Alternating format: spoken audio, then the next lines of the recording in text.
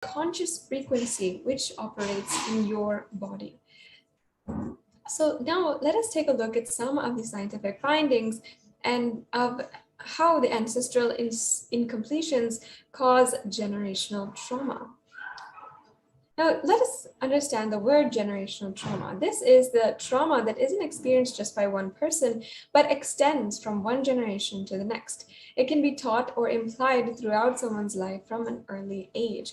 And generational trauma is a topic or field that psychologists, psychiatrists are trying to understand now in the psychology field. And as we know, trauma can have a profound effect on dynamics of a family. So let us take a little bit more of an in-depth look at some research to help us understand better. The article shown here states that the dangerous effects of generational trauma can have on a family. So it gives us a little bit of a glimpse. It says, this is from the Psychiatric Times, where it says that trauma that can affect one member of a family has the potential to fundamentally change the whole family structure. It threatens to erode the very foundation of a family unit, and family members may start to see each other as enemies.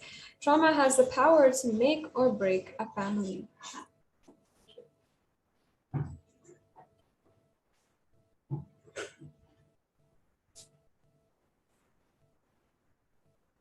And this medical report shown here below indicates that generational trauma on children of those who have experienced trauma. And this report and research has showed us how there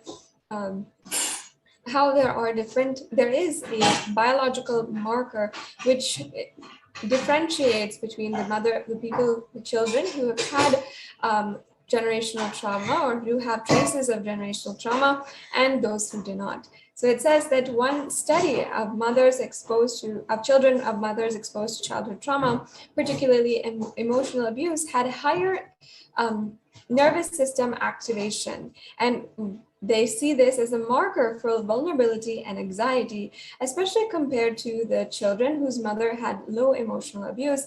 And the effect that remained significant after accounting for maternal PTSD.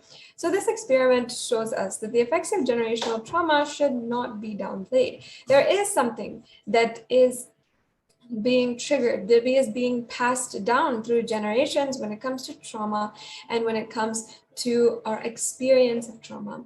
It's showing us that if we have had ancestors, if even our parents have gone through some kind of trauma, then we in our lives are more likely to experience vulnerability, more likely to experience anxiety, and even further experience have shown traces of this in cases where people are having addictions and are unable to come out of it, or of having cases of depression, but not knowing the source of it is not necessarily post-traumatic depression or anything like that. And when this happens, the psychiatrists are trying to find the solution behind why this trauma is occurring, why people are feeling this way about their lives. And this study also explains that there is now converging evidence supporting the idea that offspring are affected by exposure, traumatic exposure occurring before birth and possibly even prior to conception. So now, as we explore this topic, we will come to understand how our biomemory, our muscle memory, and bioenergy ties in with this research.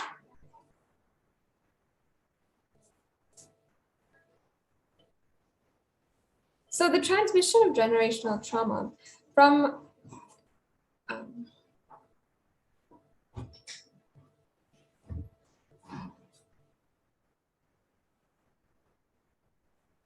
Yes, sorry for that.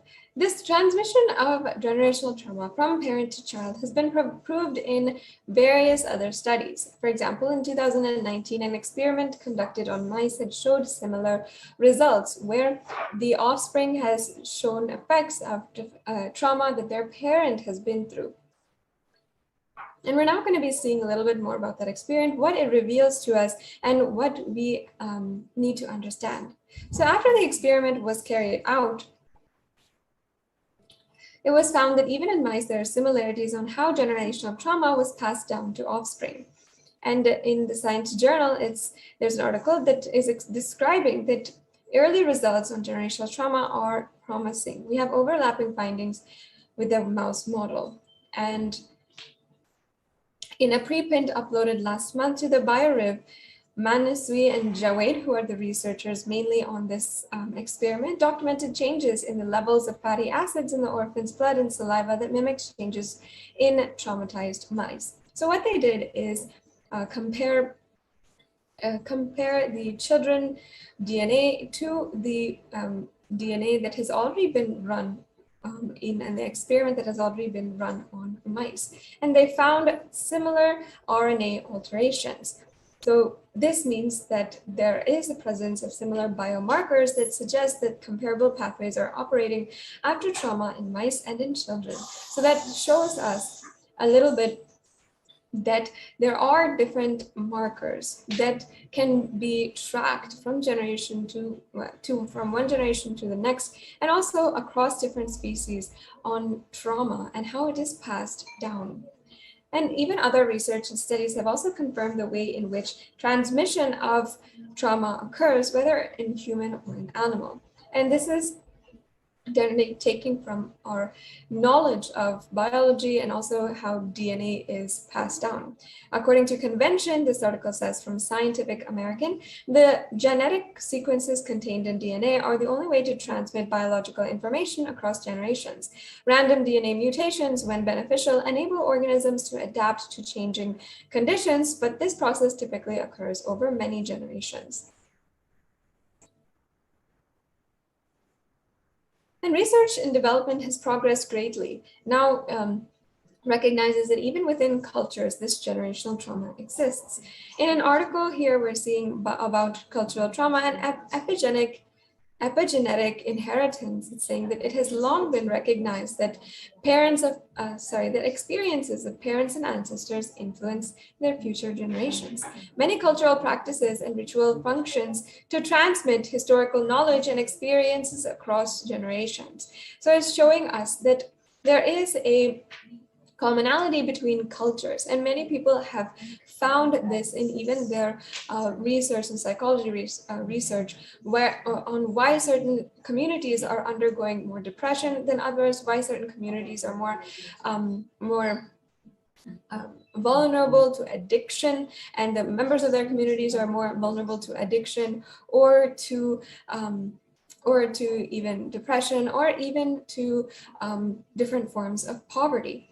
And in this way, they've seen that the trauma that the current generation is experiencing right now is not necessarily something that is done in their lives, but because and due to their ancestors and due to the trauma that their ancestors have been through.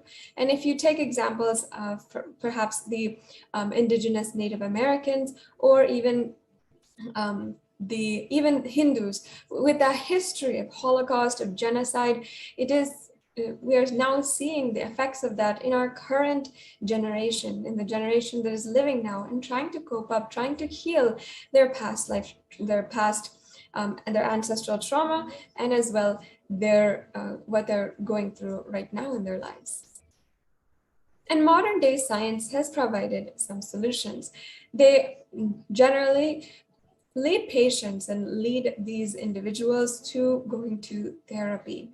And therapy is the primary way that people can tackle generational trauma and actually trauma in general.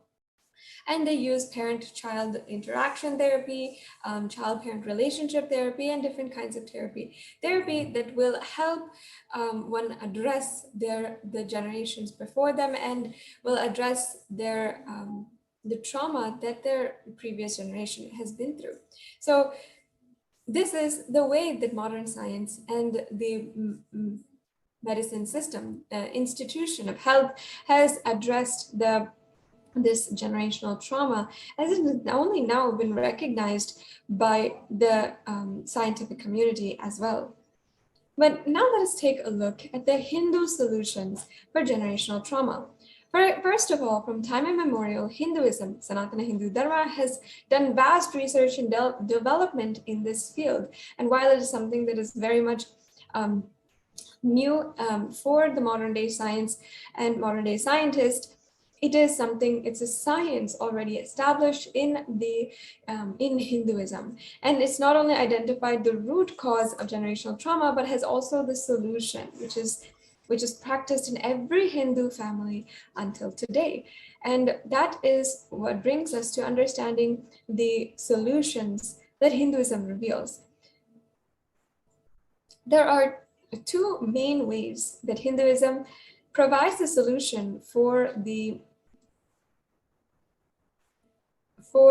generational trauma and this occurrence, this feeling and liberating the souls of your ancestors. And first is Shraddha. The second is Maheshwara Puja. We're going to be seeing a little bit more of the details behind both of these solutions.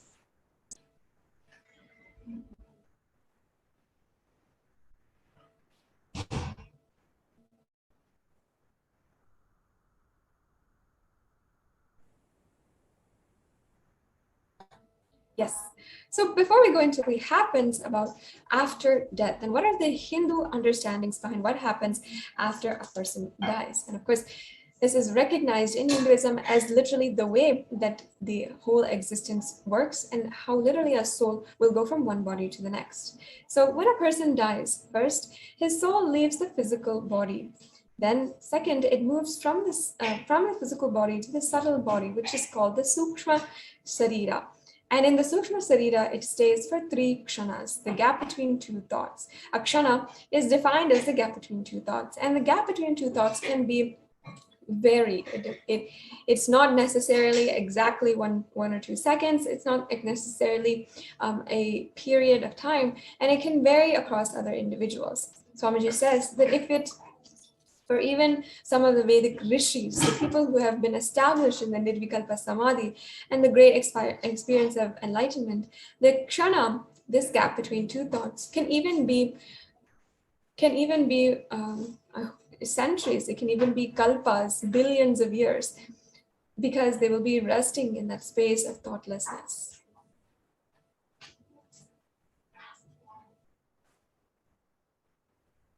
So once you're in the Sukshma Sarira, they can then decide whether to take a human body or whether to stay without a body, or whether to become enlightened and relax and liberate yourself, or whether to take any other type of janma. You will be able to choose. And because you have the freedom, you are relaxed.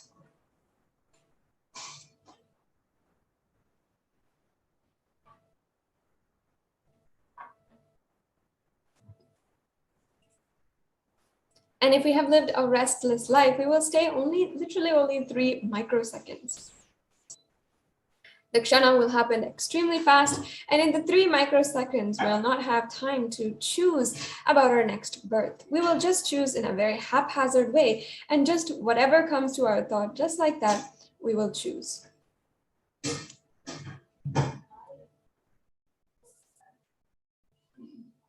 And if we've lived a peaceful life, we will have time to look at our complete samskara structure. We will be able to see how we lived this whole life. The most beautiful aspect here is that just exactly how we lived determines how we will be perceiving, how our consciousness will be after our death. If we lived a life of restlessness, then we will experience that after death as well. We'll feel that the time in between, there's absolutely no time, and that we have to rush into the next body.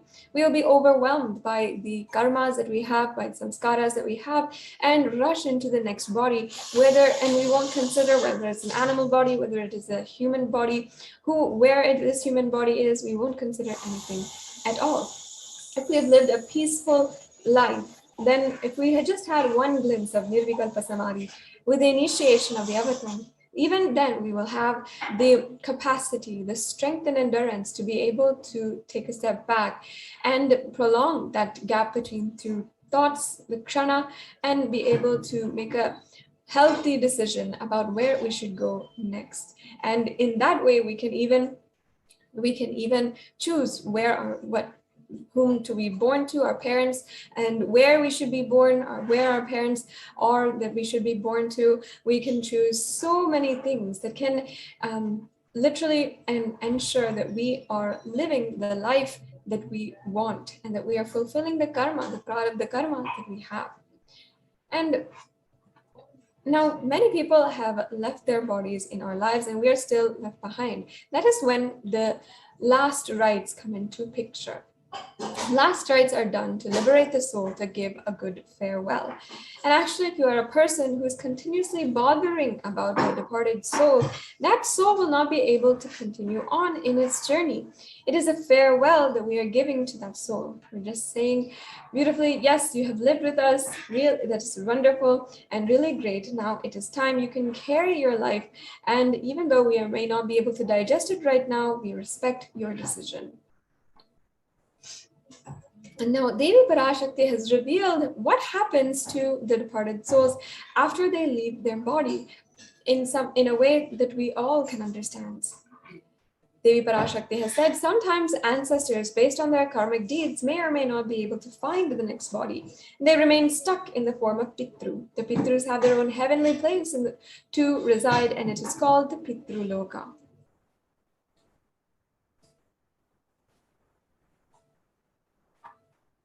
And our responsibility is to release the soul from the bondages that they have.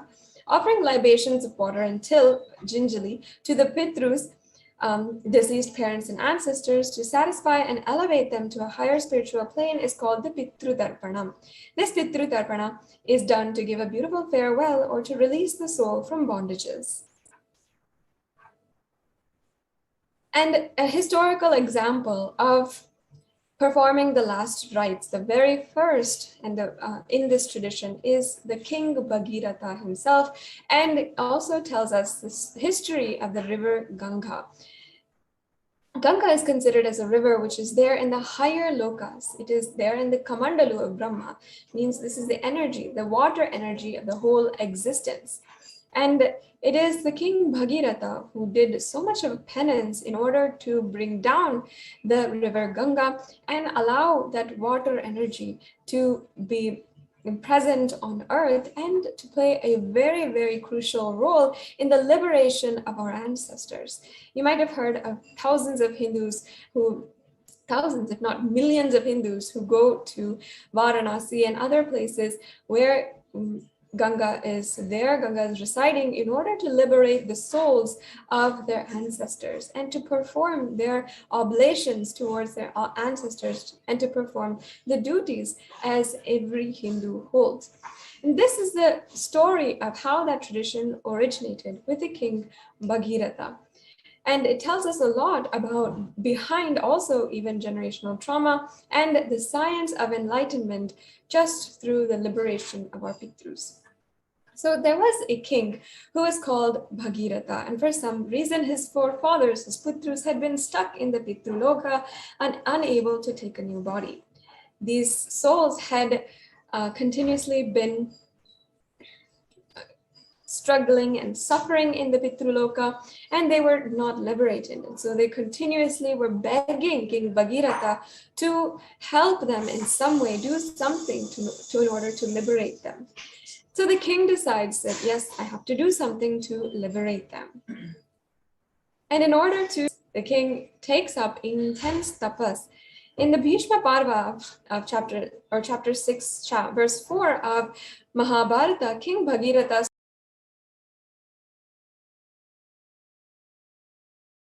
appears and gives darshan, and Brahma says, yes, I can send the river Ganga to the planet Earth, but be very clear, can planet Earth hold river Ganga's speed? And Brahma tells him, first do something for that and arrange for it, then I will send Ganga.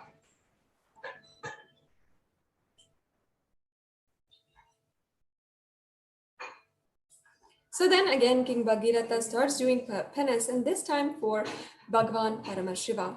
When the king Bhagiratha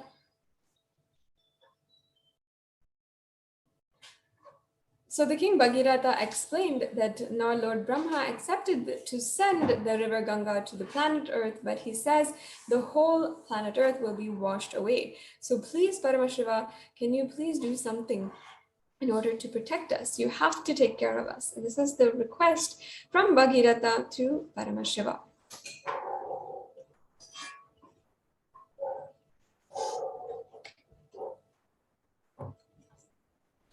And Paramashiva says, yes, all right, I will take care, don't worry. Tell Bhagavan Brahma to send river Ganga, I will take care. Then again, King Bhagirath meditates and does the tapas. And so then Brahma again appears and says, okay, I'm ready to send, but the Devatas are not ready to depart with the river Ganga. They like to take bath in Ganga every day, and it is their life source. Ganga is not simple, and it is an energy. By bathing in that only every day, they rejuvenate their body and mind.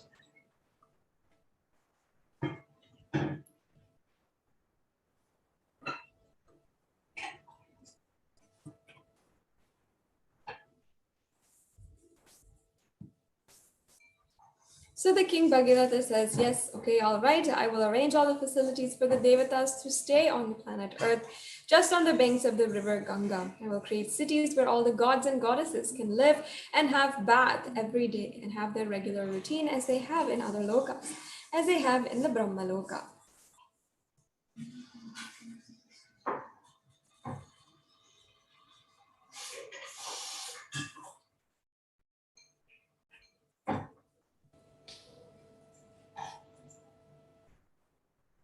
So then King Bhagiratha comes and does the tapas towards Himachala, the Hima hills, the Hima Parvata, Himaraja. And Himaraja appears and asks, what do you want? So the king requests, I want to be the host for Mother Ganga and place where I can create a city for all the Devatas. From you only Ganga can flow. Only you can be the base on which Ganga can flow towards the planet Earth. And so then the king Bhagiratha does tapas towards Devi Parvati. And mother appears and asks, what do you want? And king says, Ma, I wanted to bring Ganga to the planet. I wanted your father to be a host. How can Ganga be a host? Sorry, how can he host Ganga?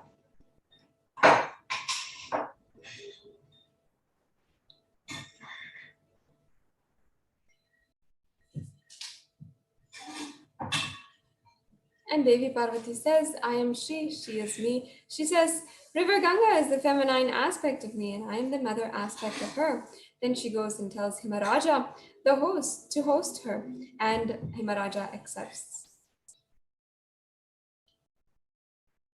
Then King Bhagiratha starts building the whole city throughout the route in which Ganga is supposed to travel. He meditates on every hill and takes permission.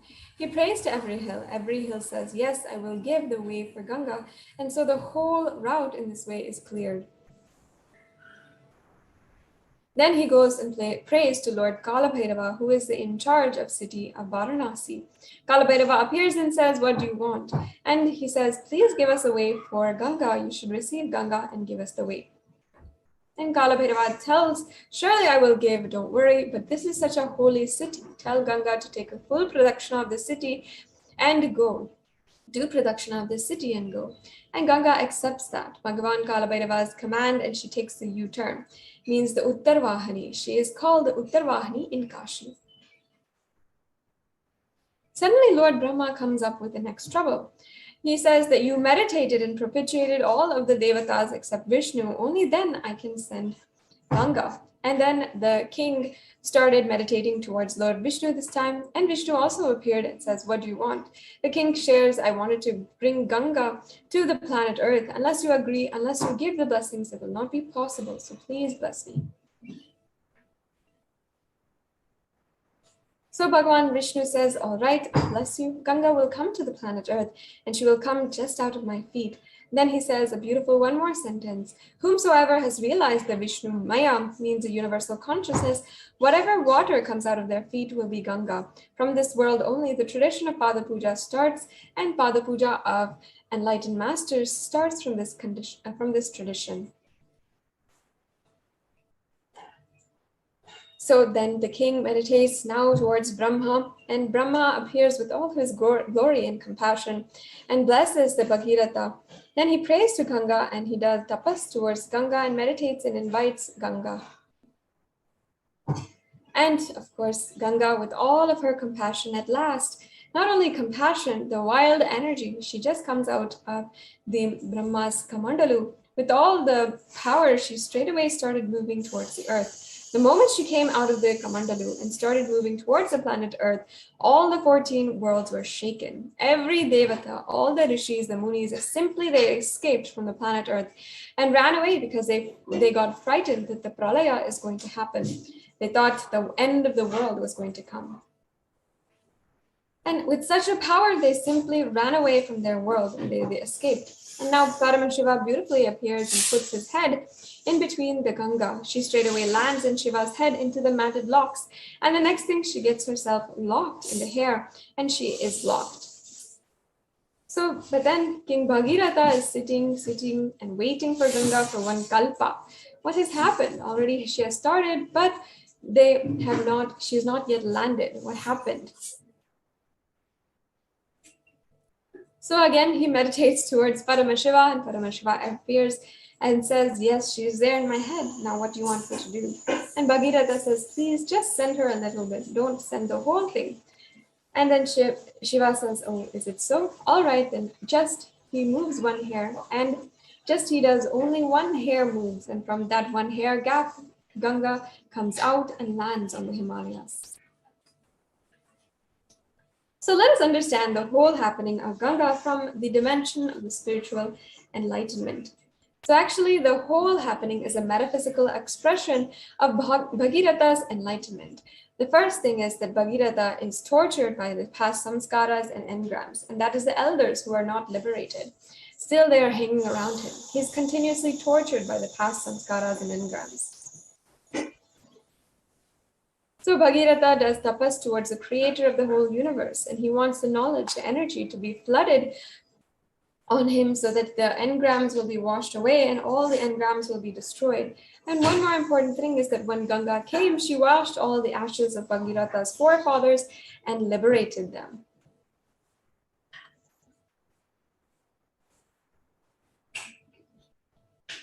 So understand, in Hinduism, this is the beautiful way that the whole Shraddha ritual, the Pindu Tarpana, everything originated. The Ganga, very happening of Ganga on planet Earth itself. The truth is that Bhagiratha has done intense tapas, not just in order to fulfill his own enlightenment for his own forefathers and ancestors, but also for each and every one of us, because today all of us implement the use of Mother Ganga, pray to Mother Ganga to liberate our ancestors just as she did for Bhagiratha. And understand, Hinduism offers rituals to liberate your ancestors just like this. And the rituals are a way that is much easier than what Bhagiratha did in order to liberate our ancestors. The first is the Shraddha ritual, and the second is the Maheshwara Puja. So now we're going to understand those in a little bit more detail. The Shraddha ritual is taken from the Agamas, where in the Atha Shaiva Shraddha Vidhi, it says, the ceremony which was told now is known as Shaiva Shraddha. And this type of ceremony is to be for those who had been blessed with the Nirvana Diksha. For the persons who had been Samaya or Putrakas, another type of ceremony known as Rudra Shraddha is to be performed. In this kind of ceremony, the names of the Pitrudevas are Rudra, Skanda, and Ganadisha. And the names of the Vishwadevas Vishwadevas are Chanda and Mahakala. For other non-initiated persons, Laukika Shraddha is to be performed. In this type of Shraddha, the names of Pitrudevas are Brahma, Vishnu, and Isha, and the names of Vishwadevas are Surya and Yama. For all of the Shraddhas, 5 persons are to be invited. And out of these 3 Shraddhas, Shaiva Shraddha, which is done with employment of Shiva mantras, is extolled to be the supreme purifying one. Maheshwara Puja allows for the liberation of ancestors through the living avatar. It is offered to those souls who are no longer alive, so they can rest in eternal peace, and the real peace that any soul can experience is enlightenment.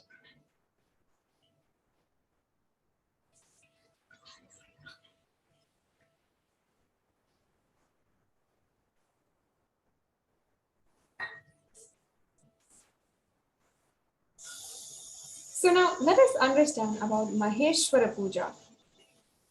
Maheshwara Puja is Hinduism's most ancient ritual prevalent even today. The ritual is offered in the memory of a person who is no more, and the Maheshwara Puja is offered by the loved ones of the deceased to bring intense completion.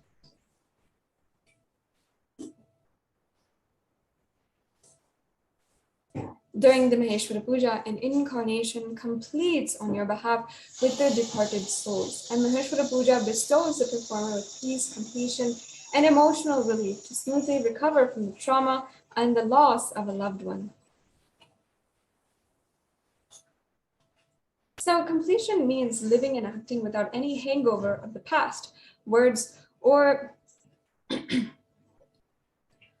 any memories. And when you are in completion, you will remember past incidents and actions, but they will no longer have the power to cause pain or anger or guilt in you.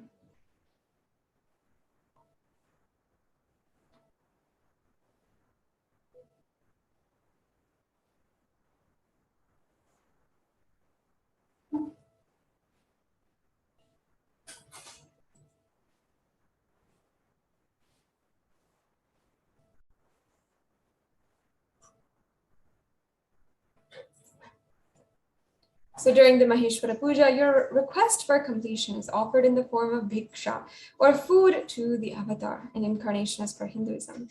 Only the avatar can actually trace the departed soul in the cosmos and relieve both you and that being departed soul of incompletions.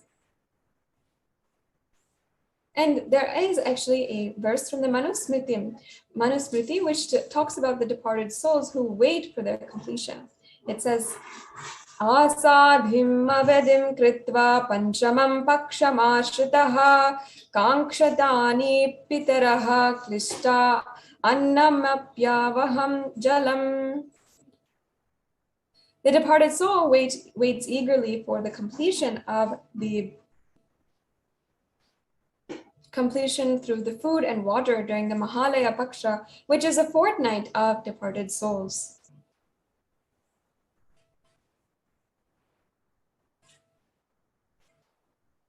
The tradition says that there are 3 places where you can offer the farewell ritual or the Shraddha Puja. And that it says that Bodh Gaya, where Buddha became enlightened, and where Bhagavan Vishnu's feet are worshipped. This is a place well known for the energy of Pinda Shraddha for completion with the departed souls. And the second is Bhadri in Badrikashram. Bhagavan Kalabhairava himself receives Brahma Kapala, holding Brahma's skull, and receives the Pinda and offers it to Bhagavan Vishnu on our behalf. The third place is the Manas Sarovar near Kailasa in the Himalayas.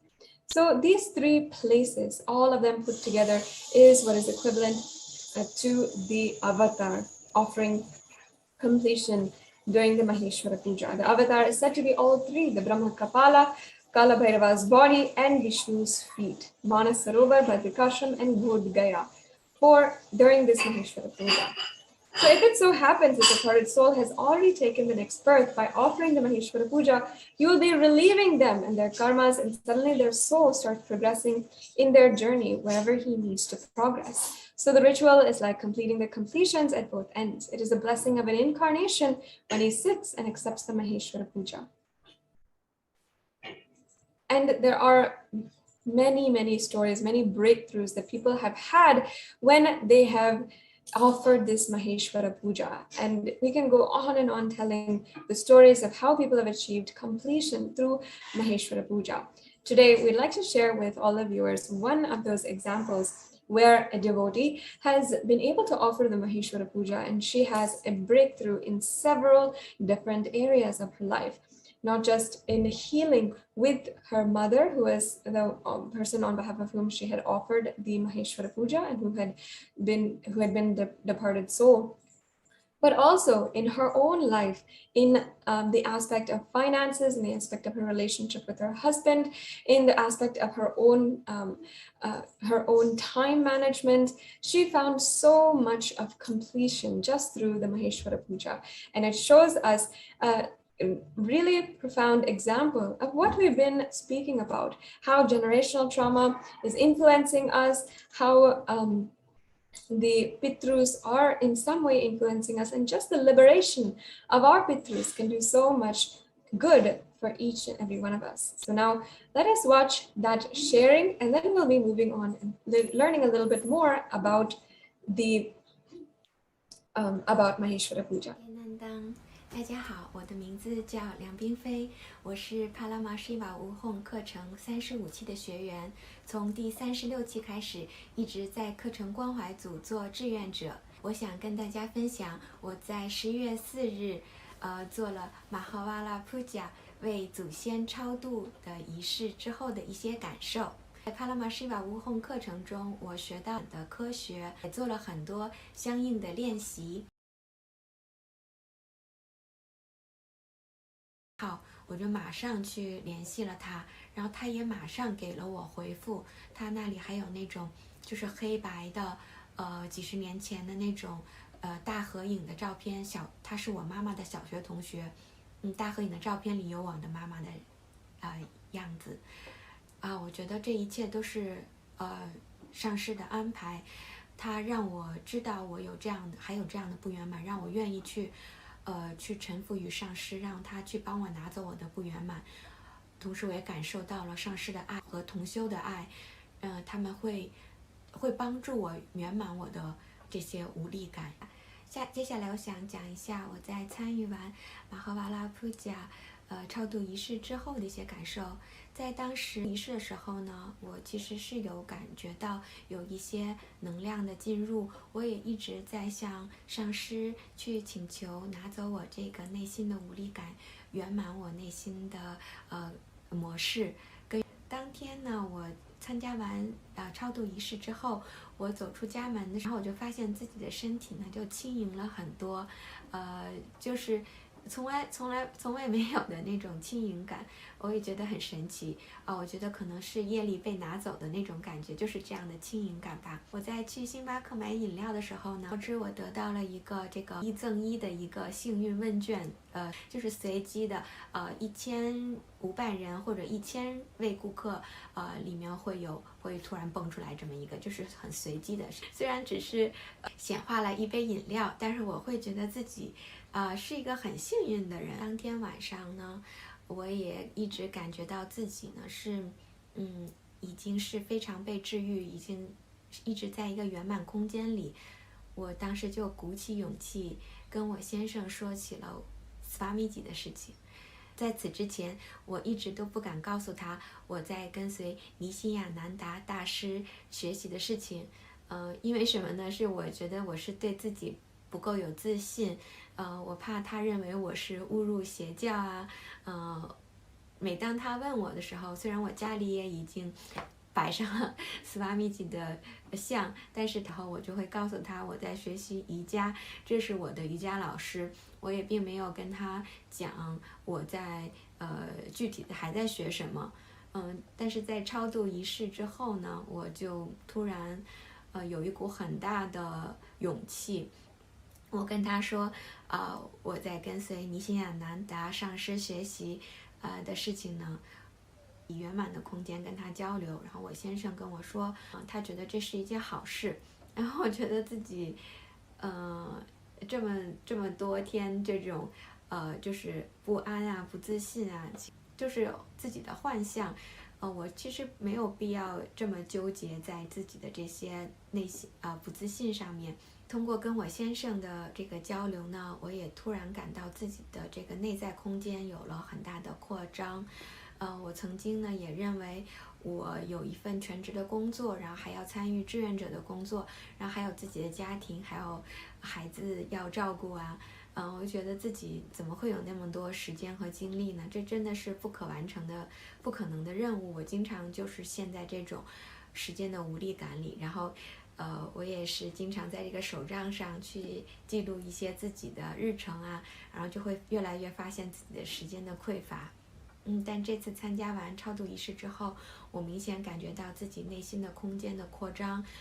我也会觉得事情是有很多事情，但是我只要拿起责任去一件一件的完成，所有的事情都会很顺利的解决。如果你看到这个视频，也会对马哈巴拉普加超度仪式感兴趣的话呢，欢迎和志愿者联系。感恩大家，Nithyananda。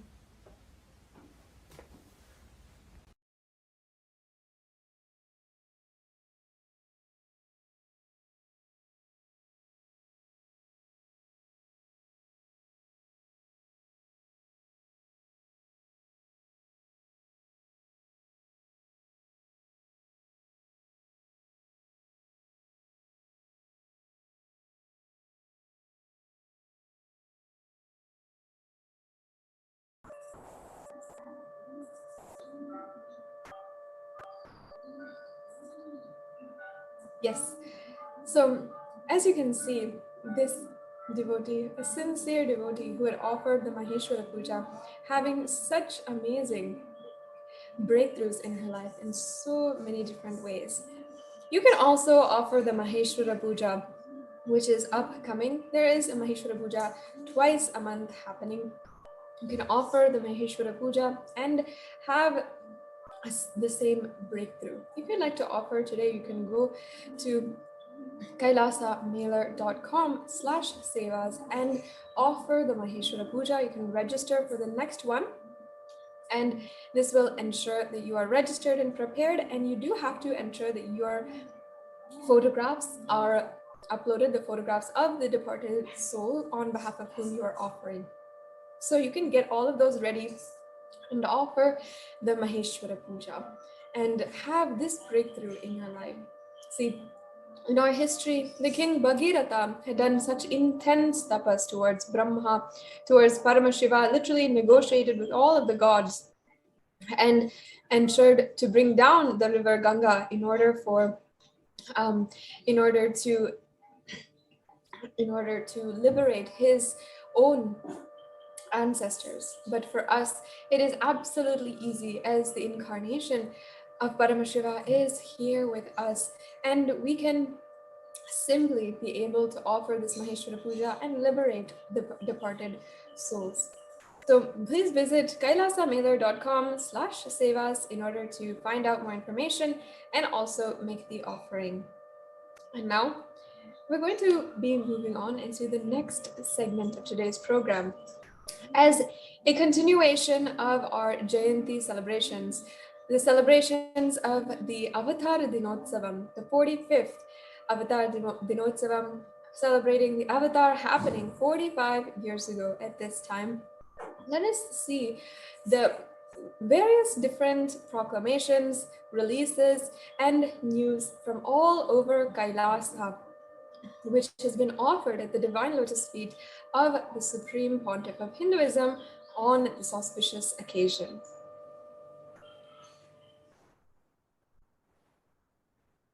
And today, the number of books published by the Supreme Pontiff of Hinduism since 2002 is 1,139 in 36 languages. And you can see here the proportion of all the various books, with 493 books in English, 37 books in Spanish, 14 books in Bengali, 24 in Kannada, Portuguese, 20 with books regarding Gurukul and the education and upliftment of youth and children, 306. And the number of Naivedyams and Annadhans offered across the globe in Kailasas across the world for the occasion of Avatar Dinotsavam on December 28th is 54,408. The number of Naivedyams offered across the globe in Kailasas around the world is 4,977.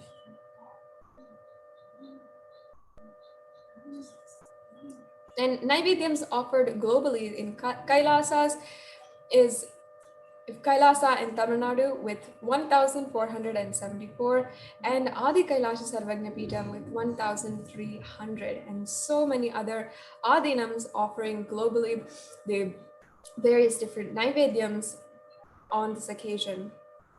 The number of Annadhans offered across the globe in 20 plus Kailasas around the world is 49,431.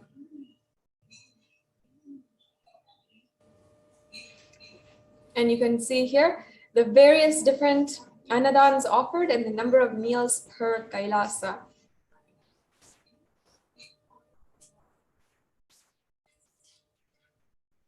And the proclamations from around the world is 106. With so many different countries, government officials, nations, and different leading individuals offering the proclamations as well. You can see from USA, 42 different proclamations, from Canada, from Mauritius, from Fiji, from Belize, from Tanzania, from Singapore, 9 different proclamations, from Karnataka, 1 from China and Chinese world, 33 from Taiwan, 12 from Malaysia, 2, and from Trinidad and Tobago, 2 proclamations.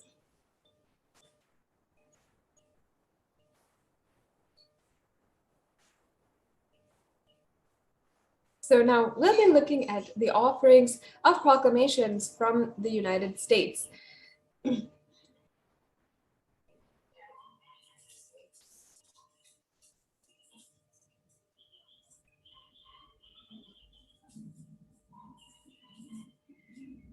And we are thanking Congresswoman Anna G. Isuhu from the House of Representatives for her certificate of special congressional recognition. And as well, we thank Congressman David Valadao from the House of Representatives in California, United States. And Congresswoman Julia Brownlee, we thank you for your certificate of special congressional recognition to the Supreme Pontiff of Hinduism. As well, Congressman Mark Dessaliner, we thank you for your certificate of special congressional recognition.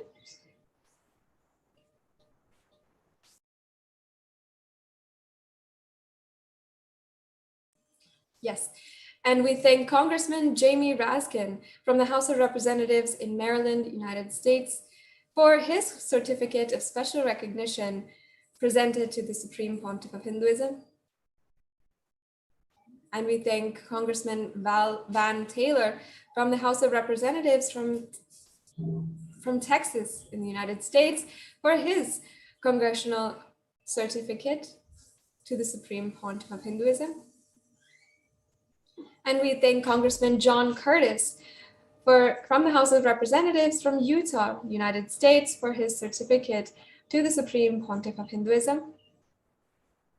And we thank Congressman Darren LaHood from the House of Representatives of Illinois, United States, for his letter of recognition. And we thank Mayor John Valdivia and from the City Council of the City of San Bernardino, California, for his certificate of recognition. And Mayor Krista Bernasconi from the City of Roseville in California, United States, for the certificate of recognition. And we thank the Mayor Patrick Miller for his letter of tribute from the City of Townsend, Delaware, in the United States. And we thank Mayor Bob Brueggemann from the City of Texarkana,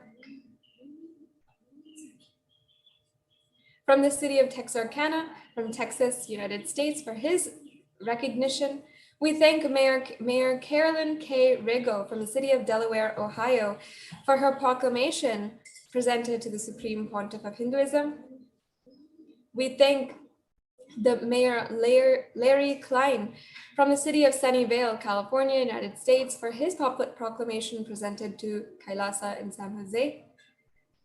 And Mayor Javier John Dutry for his certificate of recognition from the City of Montclair, California, United States, presented to the Supreme Pontiff of Hinduism.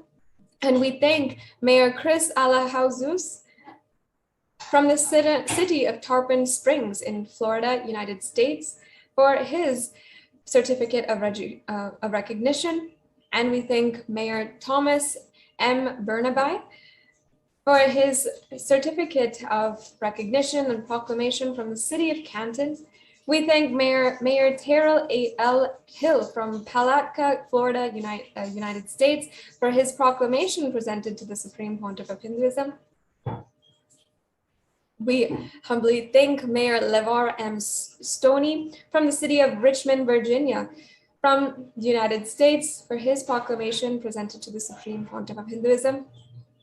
And we thank Mayor Esther H. Mannheimer from the city of Asheville, North Carolina, United States, for her proclamation to the Supreme Pontiff of Hinduism. We thank Mayor Fred Jung from the city of Fullerton, California, for his proclamation to the Supreme Pontiff of Hinduism. For Kailasa's SPH Nithyananda Day, we thank Mayor Ian N. Oglesby from the city of Seaside, California, United States, for his proclamation of Kailasa's SPH Nithyananda Day on January 3rd. And we thank Mayor Lorena Barajas from Europa Valley in California for her proclamation to the Supreme Pontiff of Hinduism. We thank Mayor Joy F. Cooper from the city of Helendale Beach, Florida, for her proclamation. We thank Mayor Carlton Stevens from Wilson, North Carolina in the United States for his proclamation presented to the Supreme Pontiff of Hinduism for Nithyananda Day. We thank Mayor Steve Geithens from the city of Bartow, Florida, for his proclamation. And as well, we thank Mayor William C. Reichelt from the city of West Springfield, Massachusetts, from the United States, for his proclamation. We thank Mayor Donald R. Sadler from the city of Washington, North Carolina, for his proclamation.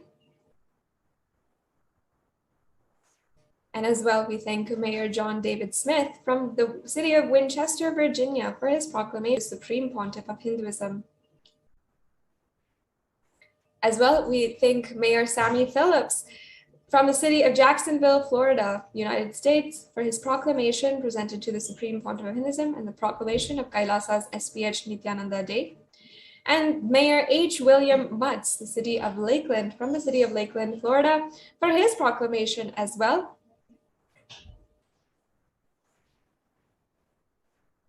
And from the city of Winston-Salem, North Carolina, we thank Mayor J. Allen Joines for his proclamation. And from the city of Kinston, North Carolina, we thank Mayor Don Hardy for his proclamation of Nithyananda Day presented to the Supreme Pontiff of Hinduism. And from the city of Concord, North Carolina, we thank Mayor William C. Dust for his proclamation presented to the Supreme Pontiff of Hinduism. And we thank Mayor Pro Tem Peter A. Garcia and the city council members of the city of Fontana, North Carolina, from the United States for their proclamation. And now we'll be seeing some of the proclamations from the other countries.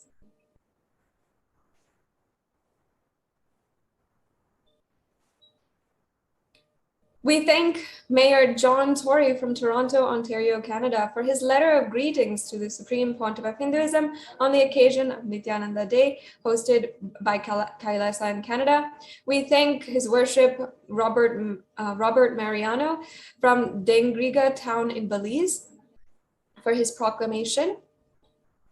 We also thank Mayor Constantine Sima from Mwanza City in the United Republic of Tanzania for his proclamation presented towards the Supreme Pontiff of Hinduism. And from Mauritius, Mr. Seypushan Lalar Bihari, General Secretary of Mauritius and Sanatana Hindu Dharma Temples Federation in Mauritius for his proclamation. We thank Sadashivan Naikar, the National President of then India Sanmarga Ikya Sangham, for his letter of greetings from the Fiji Islands. And this brings us to